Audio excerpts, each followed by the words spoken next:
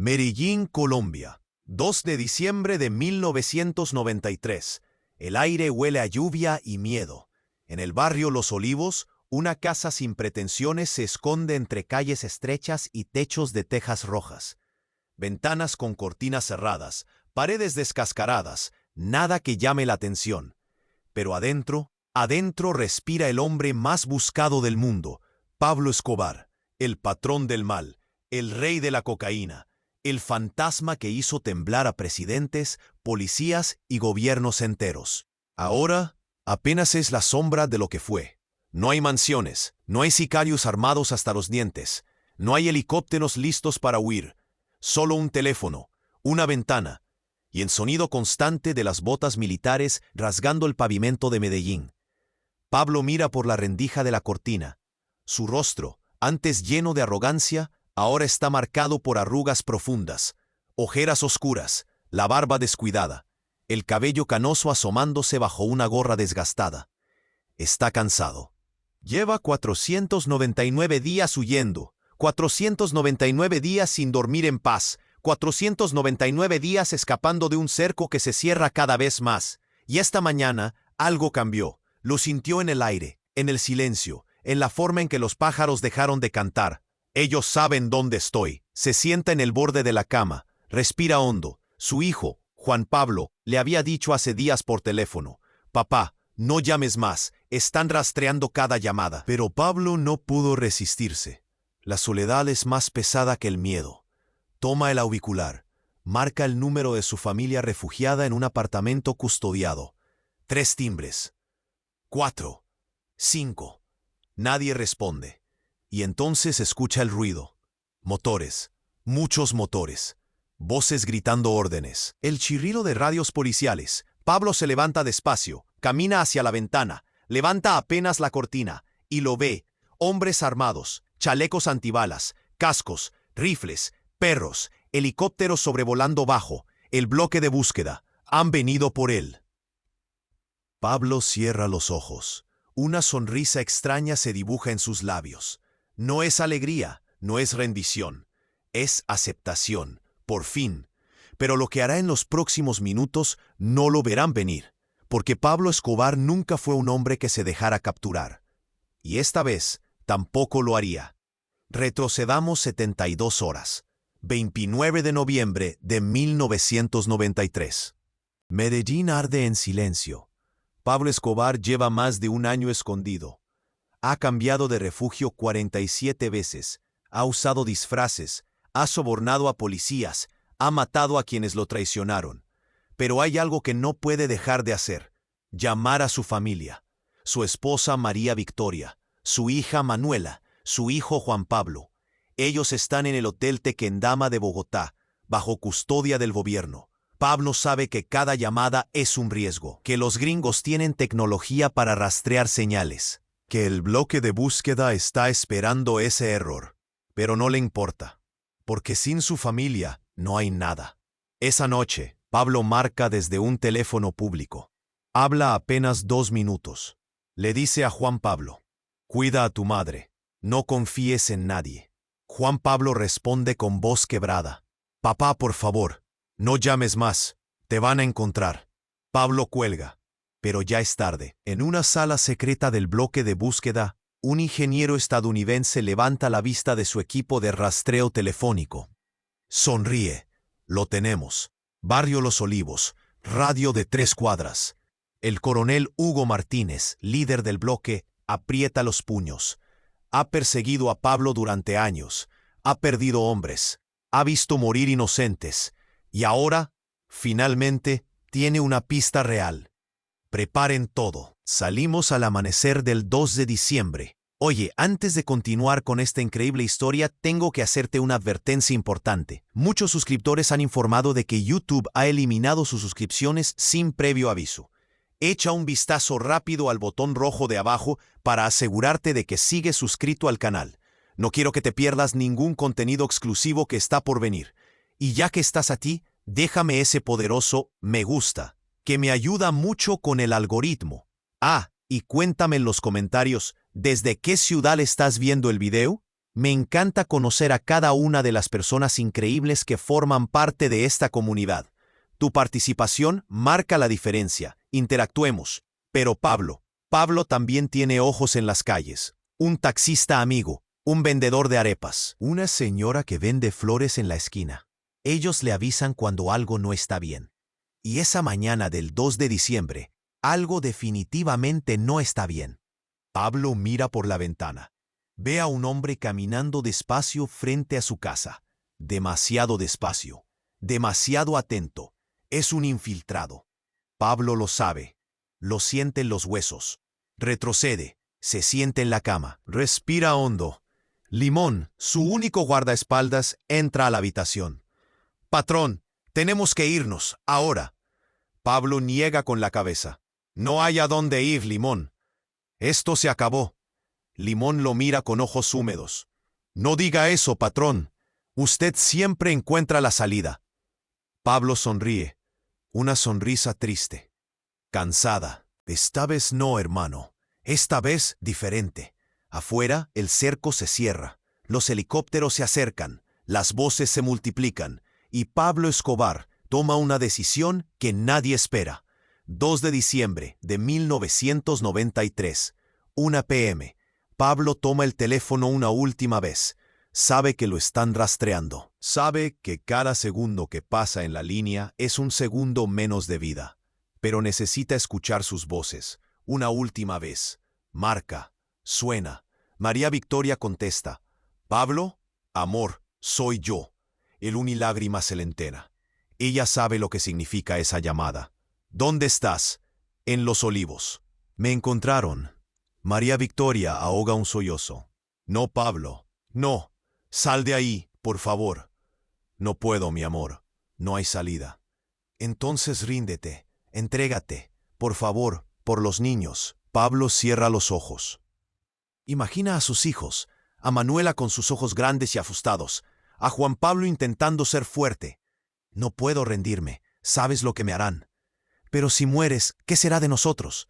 Pablo no responde, porque no tiene respuesta.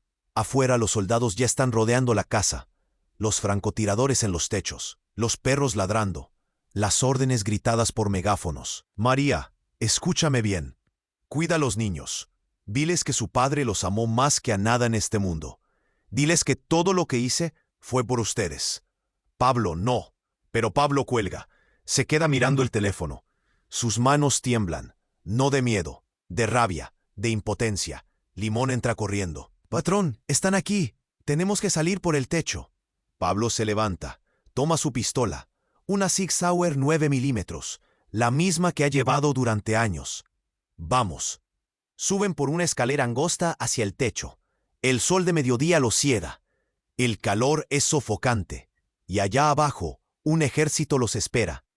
Pablo se asoma apenas. Ve al menos 50 hombres armados, helicópteros, francotiradores. No hay escape. Pero Pablo Escobar nunca fue un hombre que se rindiera. Mira a Limón. Si vamos a morir, moriremos peleando. Limón asiente. Sus ojos brillan con lealtad, con amor, con devoción. Hasta el final, patrón. Y entonces comienza el tiroteo. El ruido es ensordecedor. Ráfagas de ametralladora.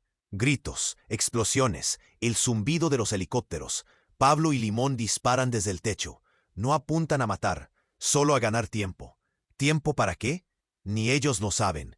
Tal vez solo para demostrar que Pablo Escobar no se rinde, que incluso en su último día, sigue siendo el patrón. Una bala roza la mejilla de Pablo. Otra atraviesa la pared detrás de él. Limón grita, «Patrón, tenemos que bajar». Pero Pablo no se mueve. Está de pie, disparando, desafiando al mundo. Y entonces ve algo que lo detiene.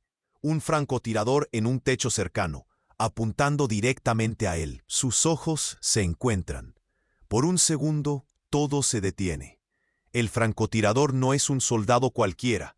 Es un hombre que ha visto morir compañeros por culpa de Pablo, que ha llorado a familiares asesinados en atentados, y ahora tiene al monstruo en la mira.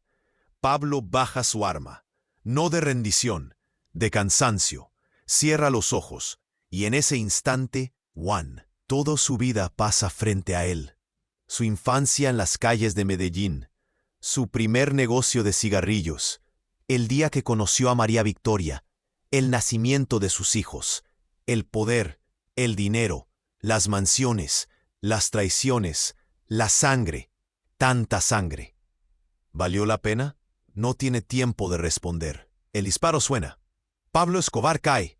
Su cuerpo rueda por el techo. Se detiene en el borde. La pistola cae de su mano. Limón grita. Corre hacia él. Pero otra ráfaga le alcanza. Cae también. El silencio regresa.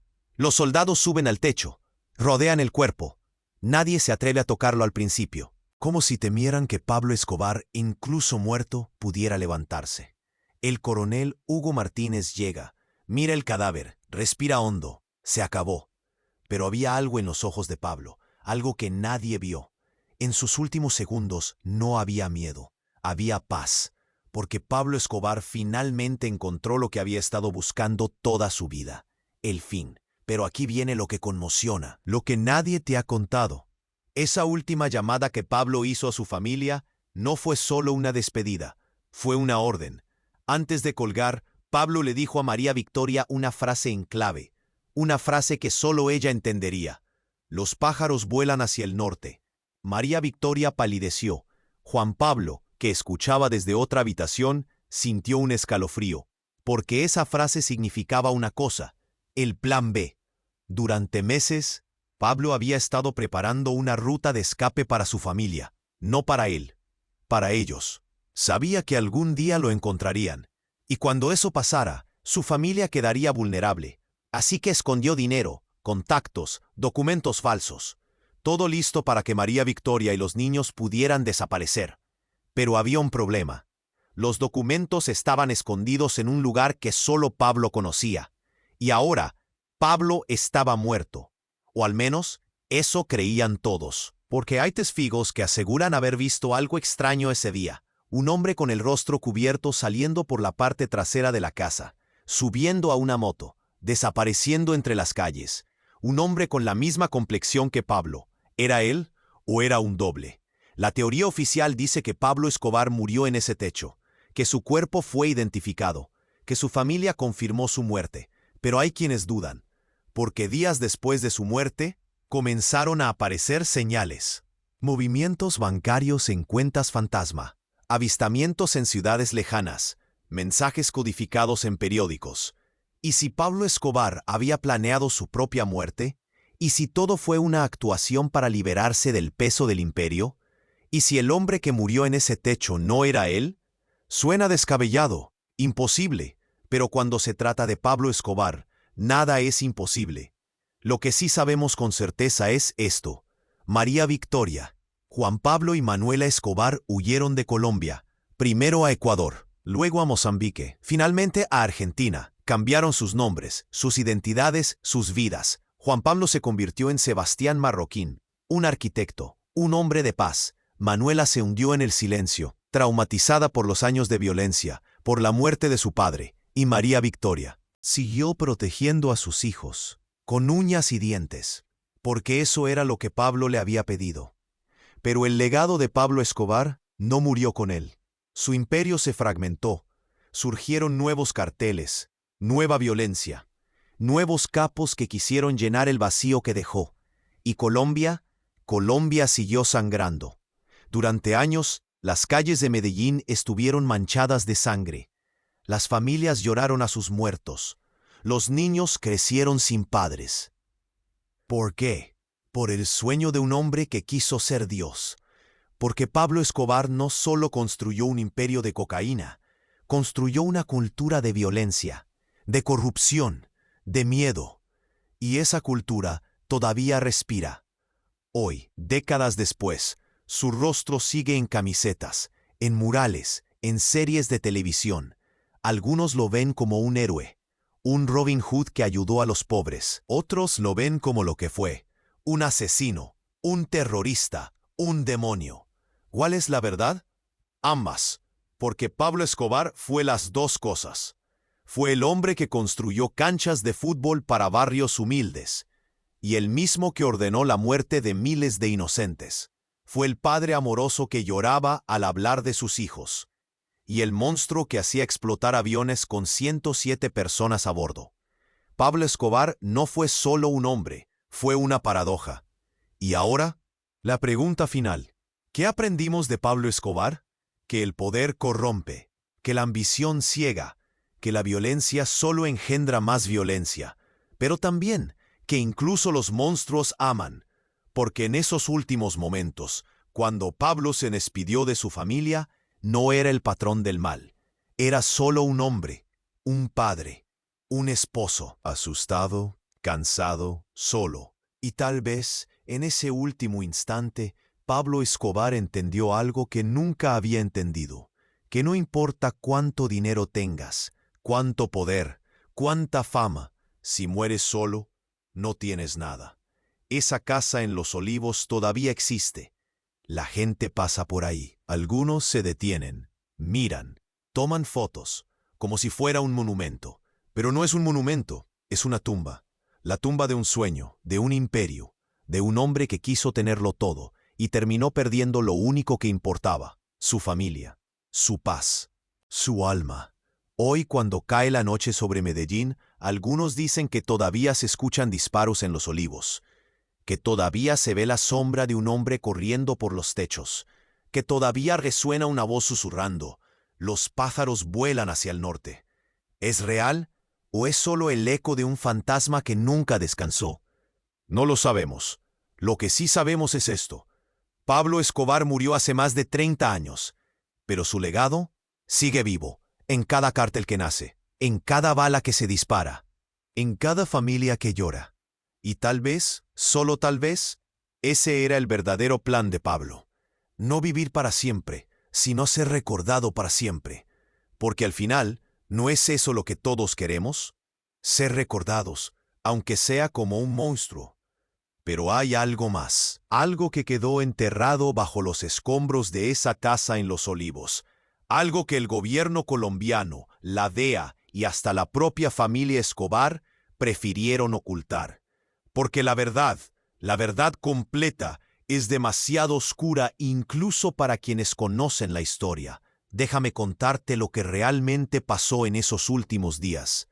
29 de noviembre de 1993, 3 días antes de su muerte, Pablo recibe una visita inesperada. Un hombre llega a la casa en Los Olivos. No es Limón, no es ninguno de sus guardaespaldas habituales. Es alguien que Pablo conoce desde la infancia, un amigo, un hermano, alguien en quien confiaba ciegamente. Su nombre no importa, porque los traidores no merecen ser recordados.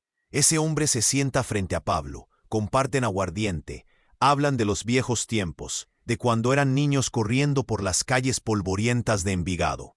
Y entonces, ¡ay! El hombre le dice algo que hiela la sangre de Pablo. Patrón, tengo una forma de sacarlo del país. Contactos en Panamá. Un avión pequeño. Podemos salir mañana al amanecer. Pablo lo mira fijamente. Los años de paranoia le han enseñado a detectar mentiras, y en los ojos de su amigo ve algo. Miedo. No miedo a que Pablo rechace la oferta, miedo a que Pablo descubra la verdad. Porque ese hombre ya había hablado con el bloque de búsqueda. Ya había negociado su propia libertad a cambio de la ubicación exacta de Pablo Escobar. Pablo lo sabe, lo siente, pero no dice nada. Solo sonríe. Esa sonrisa fría que hace temblar a los valientes. Gracias, hermano. Lo pensaré. El hombre se va, nervioso, sudando. Y Pablo se queda solo. Mira por la ventana. Ve las calles vacías, el cielo nublado, y susurra para sí mismo. Todos me traicionan al final. Esa noche, Pablo no duerme. Se sienta en la oscuridad, con su pistola en las piernas, esperando, porque sabe que el final está cerca, y cuando llega, no será por casualidad, será por traición. La peor de todas. Pero hay algo que pocos saben. Esa última llamada que Pablo hizo a su familia no fue la única. Hizo 2 llamadas más.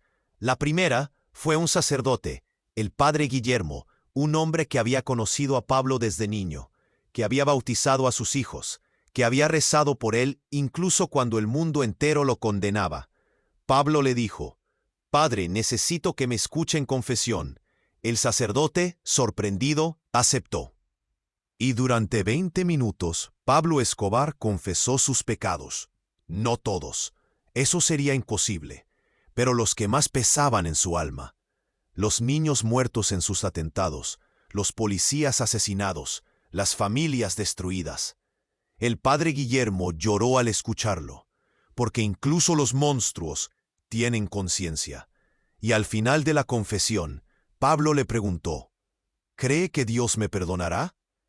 El padre guardó silencio, porque no sabía la respuesta, y Pablo colgó sin esperar una. La segunda llamada fue aún más extraña. Fue un periodista, un hombre llamado Germán Castro Caicedo, uno de los pocos que se atrevió a escribir sobre Pablo sin glorificarlo ni demonizarlo. Pablo le dijo, «Quiere que el mundo sepa algo. No soy el héroe que algunos creen, tampoco soy el demonio que otros pintan. Soy solo un hombre que tomó malas decisiones, y ahora voy a pagar por ellas». El periodista quedó mudo. «¿Por qué me llama a mí, señor Escobar?» Pablo sonrió. «Porque usted es el único que escribe la verdad». Y colgó. Esa conversación nunca fue publicada, hasta ahora. Cuando los soldados revisaron el cadáver de Pablo Escobar, encontraron algo extraño. En su bolsillo derecho había una foto doblada. No era de su esposa, no era de sus hijos, era de su madre.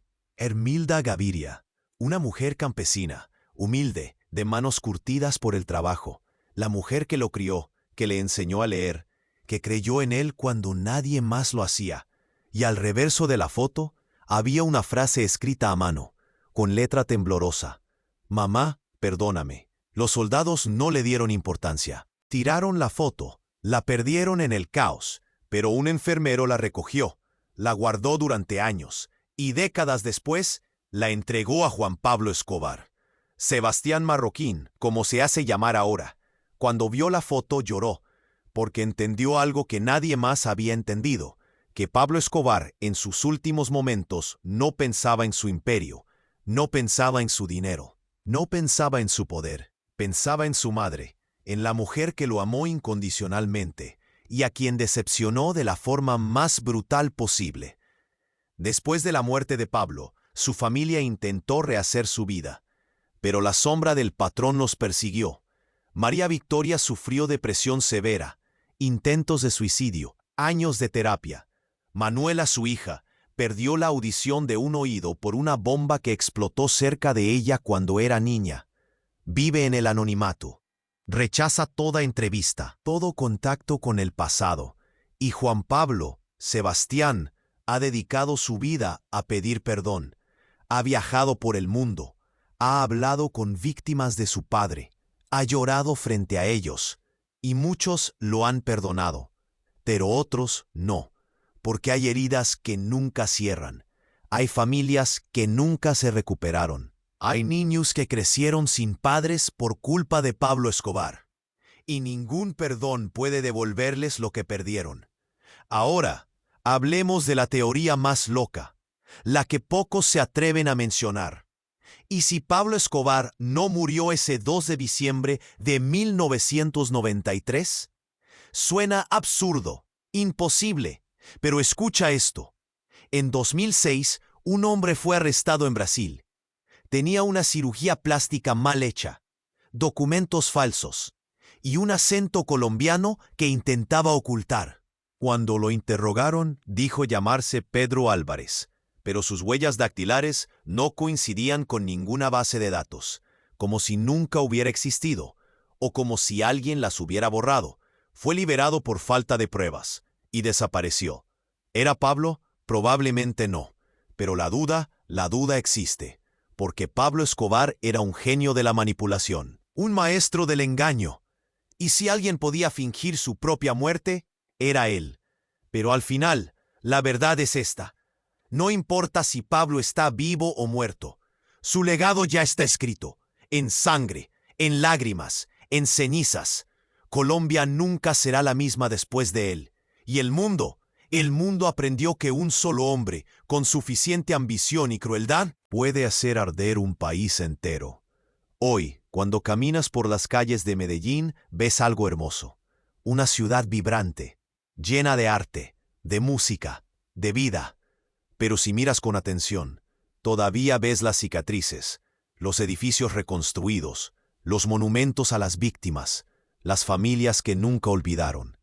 Y en las noches, cuando el viento sopla desde las montañas, algunos dicen que todavía se escucha el eco de un helicóptero, el sonido de botas corriendo, y una voz grave y cansada susurrando.